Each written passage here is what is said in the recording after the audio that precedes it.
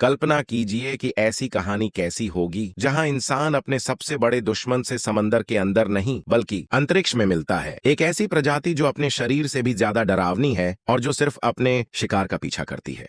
और जब यही जीव इंसान को अपना शिकार बनाता है तो दुनिया की सबसे भयानक जीत और हार का नतीजा होता है। आज हम बात करेंगे एलियन 1997 की, एक ऐसी कहानी जो अंतरिक्ष के पार भी सबसे भयानक डर दिखाती है। और इस फिल्म में एक राज छिपा है जो मैं आपको आखिर में ही बताऊंगा, इसलिए कहानी का एक भी हिस्सा मिस न करें।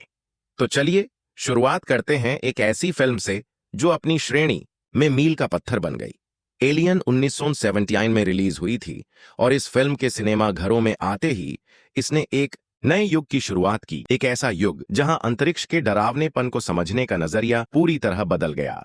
इस फिल्म का निर्देशन रिडले स्कॉट ने किया था और इसमें मुख्य भूमिका में सिगोर्नी वीवर थीं, जो अपने किरदार एलन रिप्ले के रूप में एक बिल्कुल नई हीरो की छवि बन गई। ये फिल्म सिर्फ एक राक्षस फिल्म नहीं थी, बल्कि यह एक ऐसी यात्रा थी जो भय, अस्तित्व और मानवता के सच्चे अर्थ को समझाती है। फिल्म की कहानी एक अंतरिक्ष यान नोस्ट्रोमो से शुरू होती है। यह अंतरिक्ष यान अपने व्यावसायिक कर्तव्य को पूरा करते हुए अंतरिक्ष में यात्रा कर रहा है। चालक दल के सदस्य, जो एक वाणिज्यिक मालवाहक अंतरिक्ष यान के कर्मचारी हैं, अपना जीवन बहुत ही साधारण तरीके से जीते हैं। लेकिन एक दिन उन्हें एक रहस्यमय संकेत प्राप्त होता है जो एक दूरस्थ ग्रह से आ रहा है। यह संकेत उन्हें एक निर्जन चंद्रमा पर उतरने के लिए मजबूर करता है। जब अंतरिक्ष यान उस ग्रह पर उतरता है तो रिप्ले, ऐश, विज्ञान अधिकारी केन, लैम्बर्ट, पार्कर और डलास सहित चालक दल के सदस्य एक दूसरे ग्रह पर उतरते हैं जहां अजीबोगरीब घटनाएं घट रही होती हैं। केन को कुछ अजीब चीज मिलती है, एक एलियन अंतरिक्ष यान का मलबा। जब वह अंतरिक्ष यान की आंतरिक संरचना की जांच कर रहा होता है तो एक छोटा सा जीव उनके स्पेस सूट से होकर केन के चेहरे पर आ जाता है। इस जीव को एक भयानक आश्चर्य होता है। वह अपने मेजबान का चेहरा पहचान लेता है और उसे अपना शिकार बना लेता है। तभी वह जीव केन के चेहरे से चिपक जाता है और सभी को एहसास होता है कि कुछ गंभीर हुआ है। जैसे ही क्रू के सदस्य केन को अंतरिक्ष यान में लाते हैं, डॉक्टर ऐश और बाकी क्रू को एहसास होता है कि कुछ बहुत बुरी तरह गड़बड़ हो गई है। ऐश को पता चलता है कि केन के चेहरे वाला जीव एक जेनोमोर्फ था, एक एलियन प्रजाति जो बेहद विनाशकारी और भयावह होती है। लेकिन जब केन के चेहरे वाला जीव उसमें प्रवेश करता है तो ऐश और क्रू को समझ नहीं आता कि क्या हो रहा है। और जब यह जीव अपने मेजबान से बाहर निकलता है और एक छोटे एलियन फेसहगर का रूप धारण करता है तो सभी को एहसास होता है कि यह एक ऐसी प्रजाति है जिसे समझना मुश्किल है। रिप्ले, जो अपने क्रू के सदस्यों की जान की सबसे ज्यादा परवाह करती है, को यह एहसास होता है कि यह एलियन अपने मेजबान में घुसकर उसे मार डालता है। अब यह पूरा अंतरिक्ष यान एक रात के अंधेरे में बंद हो जाता है और जब एलियन अपने फेसहगर को छिपा लेता है तो क्रू का हर सदस्य अपने जीवन की सबसे भयानक अस्तित्व की लड़ाई लड़ने के लिए मजबूर हो जाता है। जब रिप्ले को एहसास होता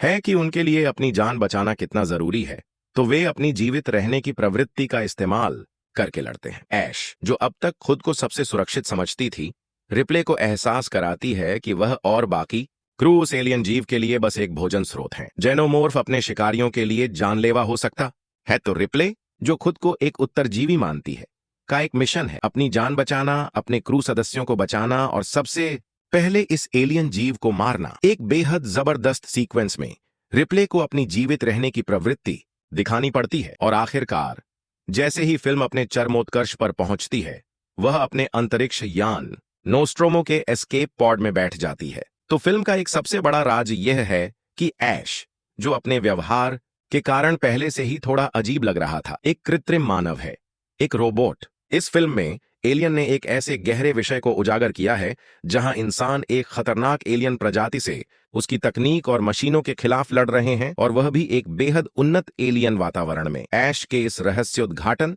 से पता चलता है कि इंसान के दिमाग में चाहे कितनी भी बुद्धि क्यों ना हो, वह अपनी जीवित रहने की प्रवृत्ति पर तब तक भरोसा नहीं कर सकता जब तक वह खुद को वास्तविक खतरे में न देख ले।